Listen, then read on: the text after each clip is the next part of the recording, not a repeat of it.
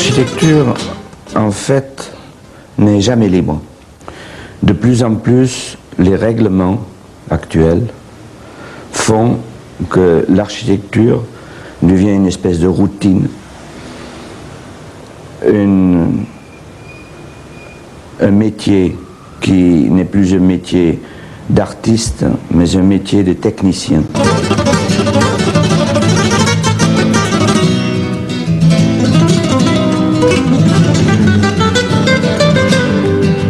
Dans le passé, l'architecture, de ce côté-là, était libre. Les contraintes esthétiques qui pèsent actuellement sur l'architecture n'existaient pas. Chacun faisait ce qu'il voulait et il y avait une unité d'architecture parce qu'il y avait une unité de pensée. Mais il est à noter quand même que par exemple, la place Saint-Marc à Venise, c'est l'exemple type de l'architecture anarchique. Toutes les époques se rencontrent sur cette place et il y a une certaine harmonie. Et ceci, on le retrouve aussi dans les pays arabes. Je pense que c'est la vie qui vous libère. Je suis né à Sumatra, d'origine hollandaise, je suis français de nationalité. Puis j'ai travaillé chez Le Corbusier, chez des architectes qui étaient à l'avant-garde, des architectes qui cherchaient l'avenir. Et puis je me suis aperçu petit à petit que la vie est faite de tas de choses intéressantes.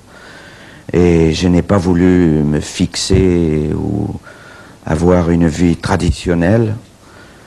Et ça fait qu'on se libère tout seul.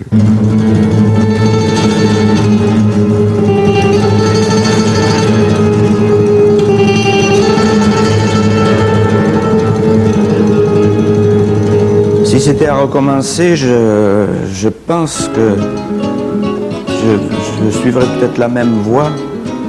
Quoique je suis venu à l'architecture par hasard, mais il se peut très bien que j'aurais pris d'autres voies, par exemple peintre ou guitariste flamenco ou photographe.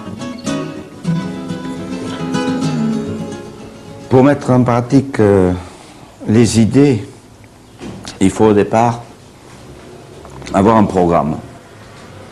Ce programme, généralement, vous est fourni vous est donné par le commanditaire, celui qui veut construire.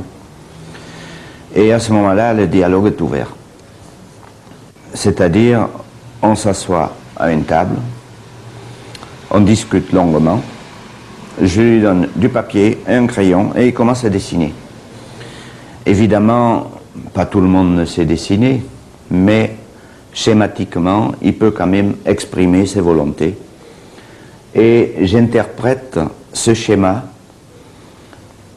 et j'en fais une architecture. À ce moment-là, il n'est pas question que ce soit mes idées qui figurent sur le papier, mais ce sont bien les idées de celui qui va habiter la construction. Il est évident que j'ai été confronté également à ce que j'appelais tout à l'heure l'abus de droit, c'est-à-dire les diverses commissions qui vous jugent, qui vous estiment, qui vous corrigent, mais qui surtout n'habitent jamais dans ce que vous faites. Mais à ce moment-là, si je n'y arrive pas, ou si je n'ai pas de commanditaire, eh bien je dessine et on ne réalise pas. On attendra plus tard les jours meilleurs.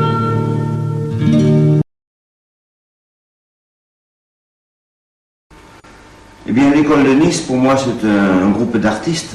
Je fais partie d'un groupe d'artistes qui s'appelle École de Nice ou pas École de Nice. Ça m'est complètement égal. Plus tard, ça s'est appelé École de Nice, mais au départ, c'était des artistes qu'on rencontrait, qui venaient chez moi à mon bureau. Moi, j'allais chez eux. Et c'est comme ça que s'est formé un groupe d'amis dans lequel je me sentais à l'aise. Oui, bien sûr, il y a des théories, mais chaque artiste a des théories.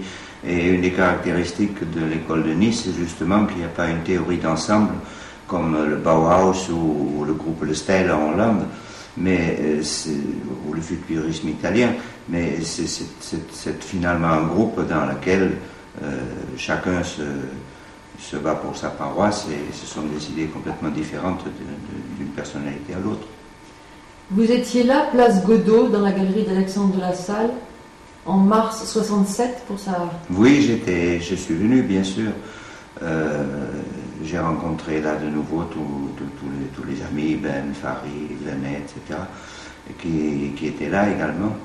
Et je me souviens de cette exposition qui était à l'époque une exposition hors norme, c'est-à-dire une exposition très nouvelle, et peu de galeries d'ailleurs à l'époque exposaient les artistes de l'école de Nice, et Alexandre de la Salle a été vraiment, je crois, le premier qui a exposé l'école de Nice. Alors vous avez des souvenirs de ce jour?